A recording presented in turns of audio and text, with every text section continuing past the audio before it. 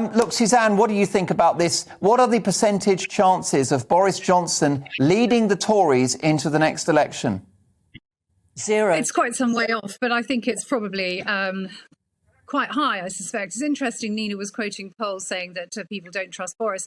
If you look today at the latest YouGov poll, actually, he is now a more popular choice for PM than Keir Starmer. I think Boris, 39% of people would choose Boris Johnson, whereas only 35% of people would choose Keir Starmer. So certainly if there was a general election tomorrow, I don't have any doubt, actually, that Boris Johnson would be returned to number 10 Downing Street.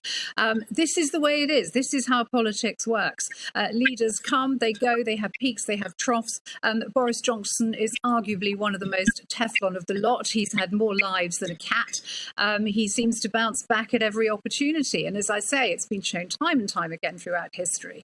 There is nothing better, very cynically, and I wish I didn't have to say these words, but very often there is nothing better than a war to give an opportunity for a leader to respond and to boost his popularity ratings. But as I said before, to suggest that Boris Johnson did that deliberately is ridiculous. Briefly, Angela Epstein, do you think that Ukraine will save Boris Johnson? And do you think he can recalibrate and reset his premiership and become a great prime minister? Well, I hope it can. I mean, he exercises and energises people in equal measure. But what we're seeing now is the most terrible human catastrophe. We're seeing innocent people being slain, blood being shed, and it's all so stupid and so needless.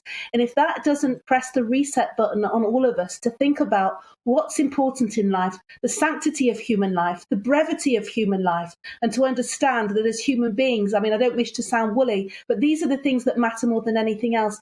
And if Boris Johnson has an opportunity as our leader, the leader of this country, to have a ringside seat as well as an influential role in the suffering that's going on in Ukraine, I sincerely hope that that is enough to focus the mind on somebody who has the privilege of leading this country into being the best prime minister that they can be. Briefly, Nina Myskow, do you think Boris Johnson leads the Tories into the next election? Zero chance of that. Zero chance of that. I'm convinced he won't. Is that wishful thinking on your part? It's wishful thinking on my part, but I think people are not stupid. People will have seen through him.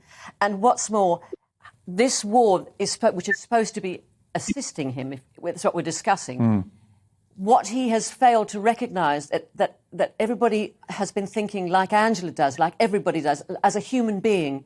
And the amount of money that the British public are wonderful. They've always given, so much money, even when they can't afford it. They've given, such a huge amount of money, and they care about it. And yet, this government, this Prime Minister, and Priti Patel will not open our borders to these people. It's an absolute disgrace. It's a shame. We are the shame of the world, and he leads the government, and the blame must fall on him. My deep thanks to social commentator Angela Epstein, broadcaster and author Nina Myskow, and political commentator Suzanne Evans. Thank you so much for your time. A fascinating conversation